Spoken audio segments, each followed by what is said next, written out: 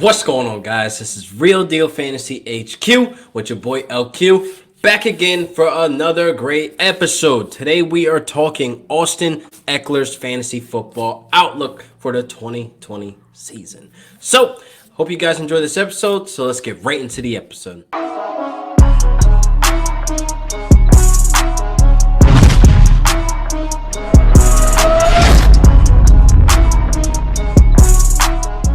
So, we got Austin Ekeler today that we are going to be talking about his fantasy football outlook. He just signed the deal with the Chargers, long-term, 4-year contract. I believe he was robbed. He should have got more money, and I think, they kind of just put like the lowest offer that they could possibly give him, but I know he's happy. I know that, some people don't get offered anything, so I know he's happy to be offered anything to stay a Charger, and, it's life-changing money, so it's kind of like, hey, get your money. Now, with Melvin Gordon finally out of the picture, we get to see Austin Ekeler this 2020 season to be the guy, the RB1, the solid RB1 going forward. Now, the first 4 weeks we've seen Ekeler take that role, take the full workload. He actually was a top 7 running back throughout the first 4 games, people. So he's putting up elite numbers. He was putting up stud numbers. We're putting up numbers that we knew he could put up without the nonsense or without the distraction, without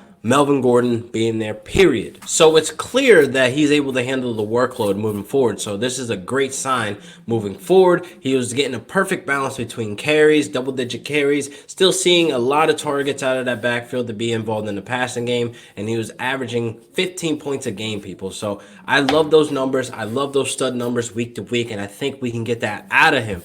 But we need to keep in consideration that Rivers is gone, people. Who is going to run that offense? Who's going to be the quarterback? And do not tell me Tyrod freaking Taylor. Now, we've seen Tyrod get his chances as a starter, and we all do remember the bad times in Buffalo. So there's a lot of things that go into it. Oh, he had a bad O-line. He didn't have that many receivers. Okay, he had Sammy Watkins and Robert Woods, who are both top 20 wide receivers right now.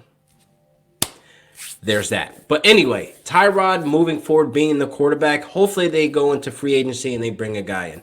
Hopefully they can bring in Brady, or they can even go out and get a Mariota. Just someone who is not Tyrod Taylor. I do not like him being the quarterback, being back there, navigating, calling plays, and then that affects the players around him. So if Tyrod going into week 1 is the starter, I'm going to hate it. I'm going to shoot myself.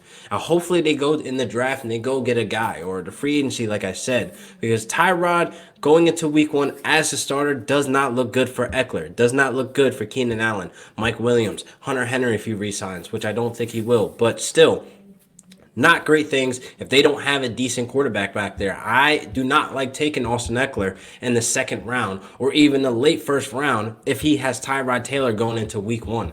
That is not something that I'm going to be looking forward to, people. That is not something I want to put upon my roster. That's not how you bring home the gold, people, basically how I'm saying it. So if Tyrod is the quarterback, I'm going to look elsewhere in the draft. I'm going to let Austin Ekeler fall to one of my league mates who think they're getting gold when really they're about to get bronze. So there's that. I mean, the closer we get to draft day, hopefully they make a splash. Hopefully, they address the draft with a quarterback who can, compete with Tyrod Taylor. At least put some competition back there. Just don't make Tyrod the guy, because I don't think that Austin Ekeler would produce as much as he can, or he would, if he had Tyrod Taylor back there last season. So with Rivers gone, we had to put that in consideration of where we're actually going to grab Ekeler. Now, last year's draft, people were grabbing him in the 4th, maybe in the 5th round, which was fair, and he was putting up, RB1, RB2 week-to-week numbers. So I do like that the value there is still there around Ekeler. He does have the talent, but does he have the offense around him to that extent to have him produce those numbers? So hopefully as we get closer to draft day, we have a great idea of where we can exactly take him, because I'm not liking his ADP right now. They're saying first round also, but this is mainstream, all the sheep, but I don't like to pay attention to that. I like to pay attention to actual situations, because it's like if they don't address anything in the draft, with the quarterback or even O-line or anything that can help Ekeler, then no, I'm good, love, enjoy. I'm going to just stay away. Now, there's other options in that round where you can get him in the second round or whatever if you have a stud running back. Okay, if you have Zeke and you follow Austin Ekeler, cool, good for you. Or even Saquon, cool, good for you. I like that you were able to get 2 PPR giants because, again, Austin Ekeler finished the season as a top 7 running back, even with Melvin Gordon there, even with Melvin Gordon not there. So it didn't matter. He was still a top 10 running back. He was still a top 7 running back. So he can produce, but the fact is he does not have Phillip Rivers there anymore. That offense may look completely different. It might just do a complete 180. Like it just won't be the same. Let's put it like that into better words. So I'm not comfortable taking him in the first round. I'm not comfortable, with Tyrod being the quarterback in week 1. So hopefully that changes soon as we get close to draft or NFL draft. Actually, I have to say this should change or closer to draft day. Now, I draft the last week of preseason, which is in August, the very last weekend in August. All my guys get together and we draft. That's where all the injuries are going out of the way of the preseason, OTA injuries, training camp, whatever.